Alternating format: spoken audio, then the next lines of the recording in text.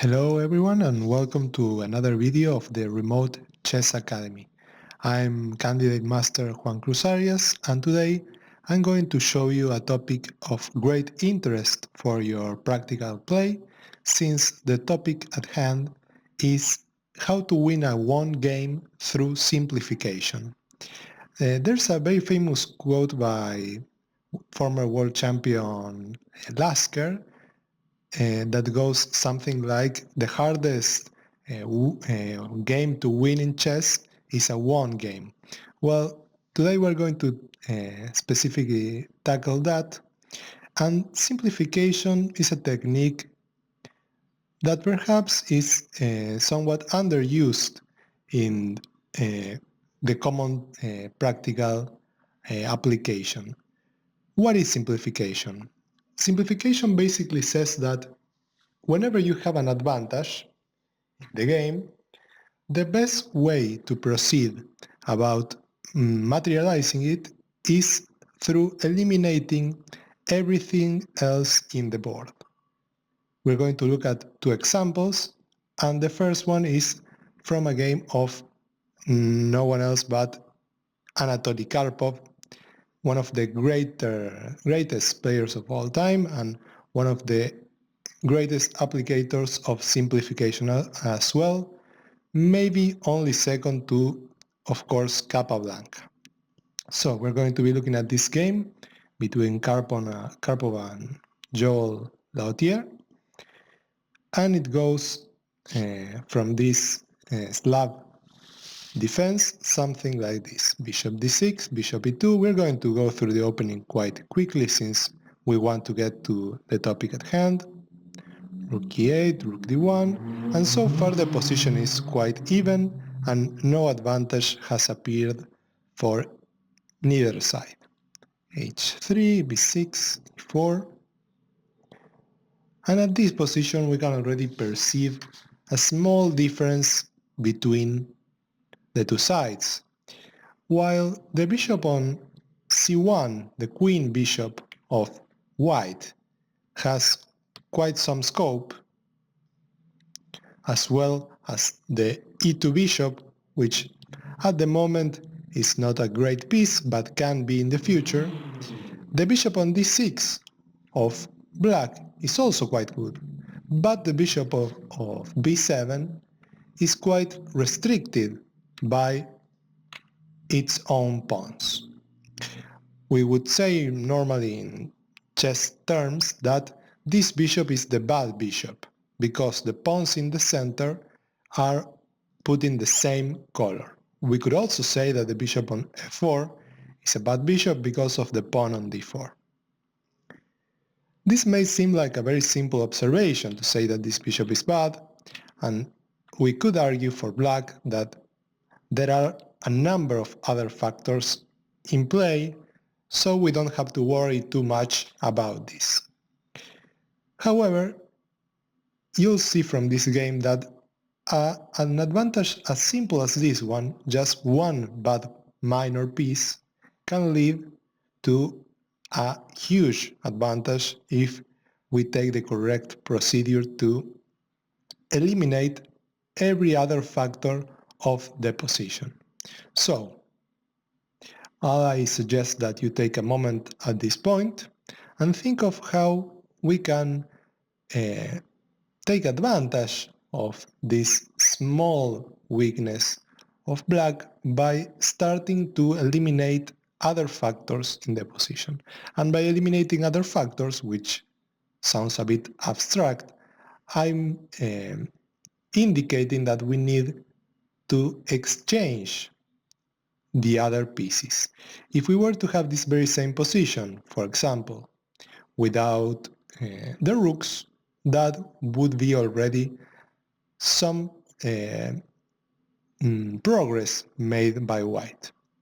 So maybe pause the video at this point and try to find how to start exchanging some material. If you found bishop f4, congrats on you. Congrats to you, because it's the best move. And already black is in some kind of trouble. This may be the greatest example of simplification that there is, only, like I said, second to the game, if you want to take a look, of Capablanca against Winter, I think it's the name of the player. And notice how immediately after the bishop is in a bad spot, Karpov exchanges Lautier's good bishop. So rook a d8, takes, takes. And it's really important at this point that Black doesn't get to play c5, because then the advantage is completely gone. So the procedure that White will take is to continue with the piece trades without ever allowing c5. So now, if you want, you can take another second to find White's next move, pause the video, and unpause it when you're ready to check your intuition for this position. So knight e5 is the correct move, once again trading another minor piece. And after knight takes c5, d takes c5, and queen c7, we only have the rooks and the queen left, if we don't count, of course, the bad bishop on b7. Now, a very sharp Karpov immediately notices the threat of c5, which would open up the bishop, and hence plays bishop f3 to stop this threat. Now bishop a8 renounces the threat, so rook takes, takes, and rook d1 stops it once again. Because if c5, of course, rook takes d8, queen takes, and queen takes a8. Takes on d1, and if bishop b7, we would come back with bishop f3. And now that we only have the queens and the bishops left, this disadvantage of the bishop being so passive will result in greater trouble for black. If we have two pieces against only one piece, the advantage in terms of proportion is quite greater. This is the same argument by which you play when you're up a piece. Materially, let's say this bishop is gone from the board, and exchange all the other pieces to get to a one endgame. It's as if to say that this bishop is not on the board when we are able to restrict its mobility in such a tremendous way. Queen d8 renounces the threat of c5, so bishop f3, now queen d2, and it seems that black has accomplished something with this queen activity. However, once again, Karpov was playing at a tremendous level, b3, sacrificing the pawn on a2, knowing that b4 will come, and now there will be a threat at some point of queen d4 and queen d8 with mate and the bishop. So Lautier has to come back with the queen to defend from that threat. And the final move I'll ask of you to find comes at this point. So maybe take another minute to see how can we stop the threat of c5 by black. I'll just say that if black accomplishes c5, even at the cost of a pawn, this position may be equal.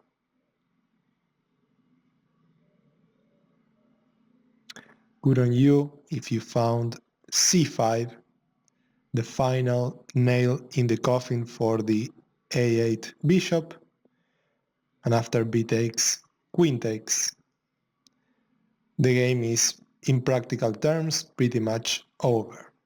The only hope for black is to create some sort of fortress, which is the word to say that maybe we can create an impenetrable position where everything is defended, and taking any pawn would lead to exchange of the bishops. If you ever find yourself in a position such as the one that Lautier finds himself in now, that's what I suggest. In fact, one of the ways to hold such a position would be to trade queens, despite it going against the principle that we just described, because trading queens in a position like this would leave only the bad bishop against the good bishop, where maybe it's easier to make a fortress. But with the extra force of the queen, it's quite hard to make that fortress hold. So, if you want to take a look at how to defend a position like this, once again, the game of Capablanca against Winter, analyzed by Kasparov in his famous book, My Great Predecessors, is a great material for that purpose. A6 now, stopping the immediate threat of b5, but the game, like I said, is in the hands of Karpov, who wasn't fond of letting the advantage slip. Now h4, we're going to flip the board. A typical procedure to push the h pawns when the center and the initiative is under control. h5 to stop that, but now king g3, getting the king active as well, and Lautier tries to hold with the queen exchange. However, it's too late because the king is getting active, and such an endgame is almost impossible to hold. Maybe king g7 was a better try, but already noticed the sad position of the bishop, only restricted to a8 and b7, because otherwise this pawn would be lost.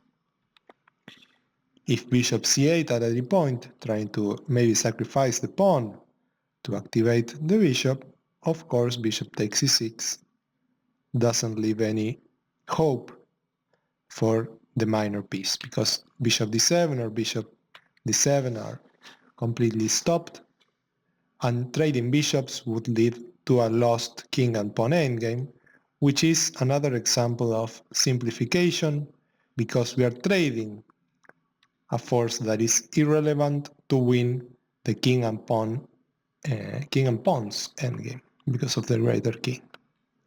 The game continued king e7, now bishop e4, and simply Karpov is preparing to play like this and make the passer on the h file. So f3, g4, takes, once again, to point out the sadness of the bishop going back and forth here. Bishop f3, not even leaving any cute tactical resources such as this. Now here, bishop f3, and takes, so that there is nothing left for black to do but resign, and that's what Lautier did. Once again, going through the critical moments, bishop f4 is a great move, trading a bad piece of white, for a good piece of black, the d6 bishop, then the trade of knights, and the trade of rooks. Rook d1, and despite the queen getting active, there's nothing for black to do but come back at some point, and the great move c5 sealed the result of the game. Okay, so you may say this is quite a specific position, right? Because through a number of tactical resources, only Karpov could have prevented the bishop from activating, and it's because of the open or almost open nature of the position that these tactical resources were possible. However, we're going to take a look at another game between Pipers and Romanishin, a great player, where in a completely different structure, the same principles apply. So, we're going to take a quicker look at this game compared to the Karpov one, just pointing out some similarities despite of the obvious differences. Already notice that we are not in a queen pawn opening, but in perhaps the most common king pawn opening, and maybe at move 9, h3 gives us the most played position at this stage of the game, which is of course from the Ruy Lopez or Spanish game. Knight f5 and c5,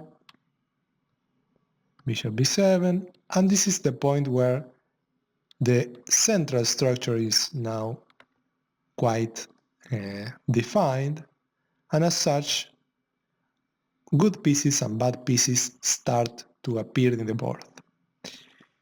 The c2 bishop is obviously quite bad, and the a7 bishop is obviously quite bad as well. It's not that the b7 bishop is any good at this moment. It's obviously not the case, given that it only has one good square. However, in the future, it may have better possibilities to activate itself compared to the e7 bishop, which doesn't have that opportunity along any diagonals. Knight c4, further restricting the white bishop.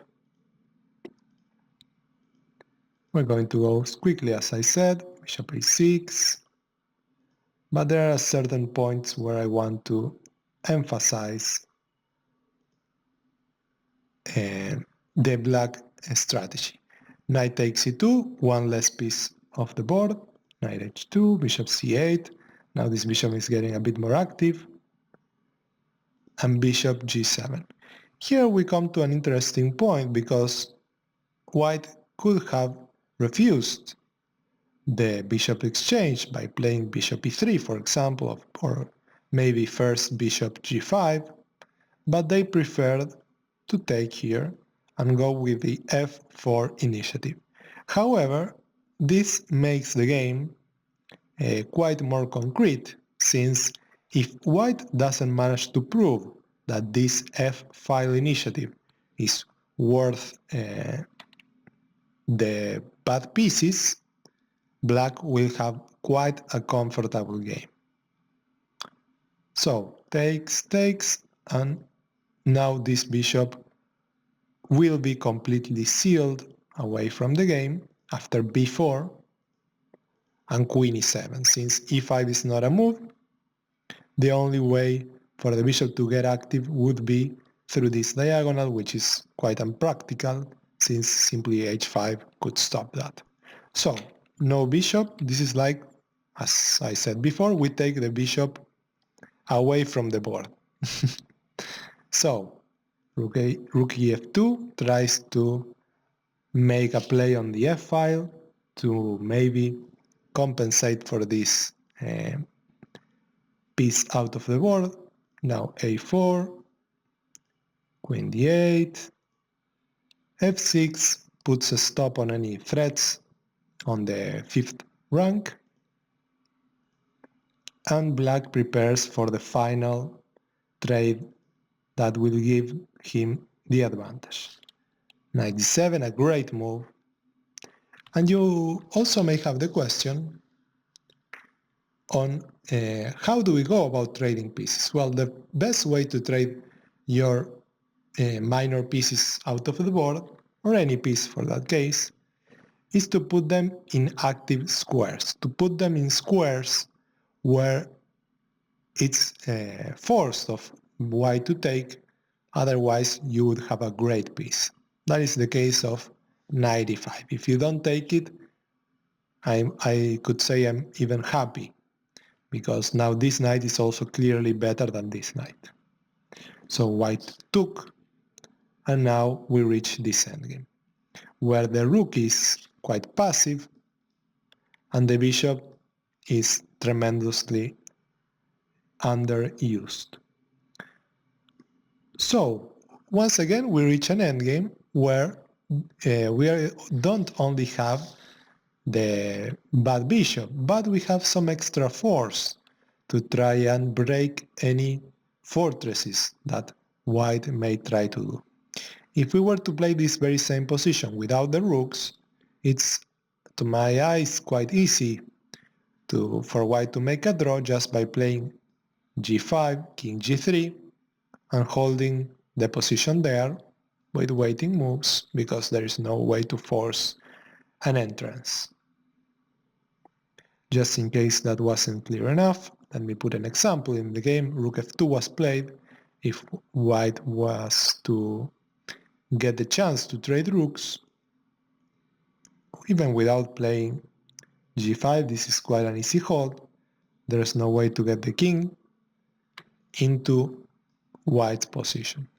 This concept is often referred to as penetration. There's no way to penetrate white's position, and then it's not possible to make any progress.